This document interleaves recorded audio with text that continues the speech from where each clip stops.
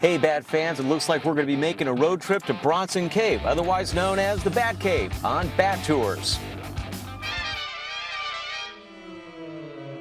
The legendary Batcave, that base of operations for the dynamic duo Batman and Robin. Atomic batteries to power. Turbines to speed. Roger, ready to move out. Although the original soundstage no longer exists, its exterior, from which the Batmobile flew out of over 40 years ago, is located at a state park in Los Angeles, California. And that's where we're going to be heading to today. Taking the 101 freeway, you're going to get off at the Hollywood Boulevard exit in Hollywood, California. Whether you got in there via northbound or southbound doesn't matter, as long as you head west on Hollywood Boulevard. Now don't go too far, because it's going to be the first intersection that you come across. Keep your eye open for the Tommy Burgers with the bright red roof. That's going to be on the corner of Hollywood and Bronson. You want to make a right-hand turn onto Bronson, and that'll be your first step towards Griffith Park, home of the Batcave. Anyway, we're coming up at the end of Bronson Avenue here to Canyon Drive, and it's just a left-hand turn, and that's it. And you just head straight on Canyon Drive, and eventually that road goes right into the park, so you don't have any other turns or anything like that. Just go through the gates.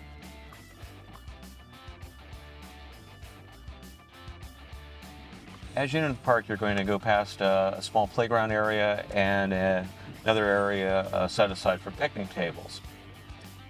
You'll come across one parking lot to the right, and that can hold a lot of cars, but if you go just a bit further, there's a smaller parking lot to the left, and that's pretty much right across from the trail, so that's really the ideal spot if you can get a place there.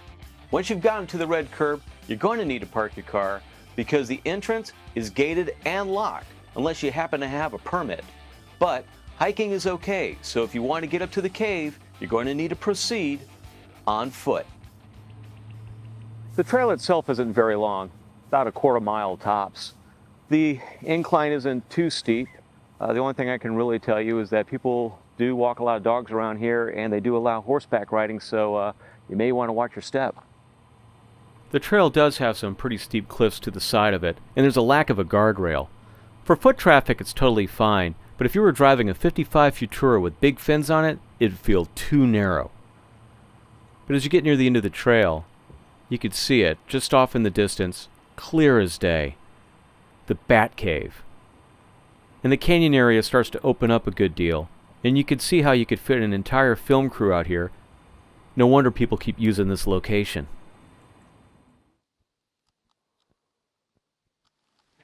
That's right. It's actually a tunnel. Let's go check it out. I think you can see my bald spot. Okay, if I ended up saying that the trail was narrow, it's got nothing on this cave. I mean, in respect to like a good-sized car like the Batmobile. I don't know if you could even get the car doors open in this thing.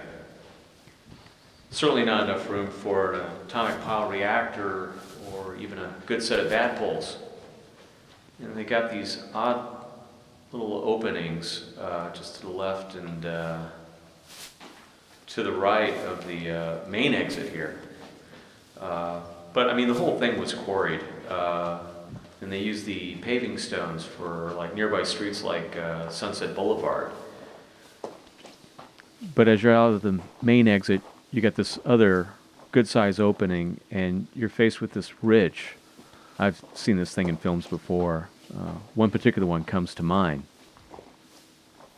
I'm standing right here where Clayton Moore was for the first full-length Lone Ranger motion picture that they did in the 50s. Hopefully he had an easier time getting up here than I did. As you really start to look at this place, you realize that from top to bottom, there doesn't seem to be a single bit of square footage that hasn't been utilized somewhere in various film projects. Alright, who did that? No worries, it's Justice League alumni Wonder Woman, as played by the lovely Linda Carter. Not only did they use the cave, but they actually took advantage of the overall terrain to create an amazing action sequence.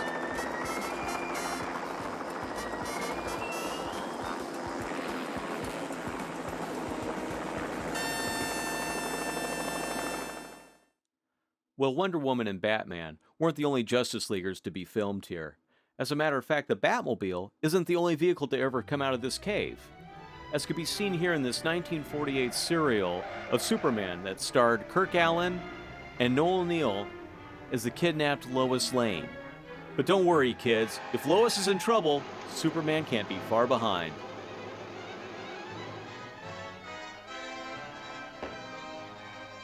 That ought to knock some sense into them. It seems really strange to be up here looking at the cave in this area being so quiet and so peaceful, when it's always got a reputation for something always happening. Like here in Return to the Batcave, which reunites the dynamic duo, Burt Ward and Adam West. Ow! How come you didn't get burned? Stuntman. Dang! In Return to the Batcave, they recreate classic stories in the making of the television series, like Burt Ward's first day of filming, and he's faced with stuntman Hubie Kearns as they're about to film the classic scene. Hold on to something. Hold on to what? Action! No, wait, stop! Ow! Wow. I mean, when you get right down to it, this is what it's all about. This entrance. I mean, I'll never forget that iconic image of the Batmobile just blasting through at neck-break speed, and that barrier that would drop down at the last second as they would take off to Gotham, which was what? Only 14 miles away? And they always seem to make it there in the nick of time. You know, a lot of stuff has been filmed here, and it's got all kinds of beautiful scenery, but this spot is where the magic really happened. I mean, this is the Batcave.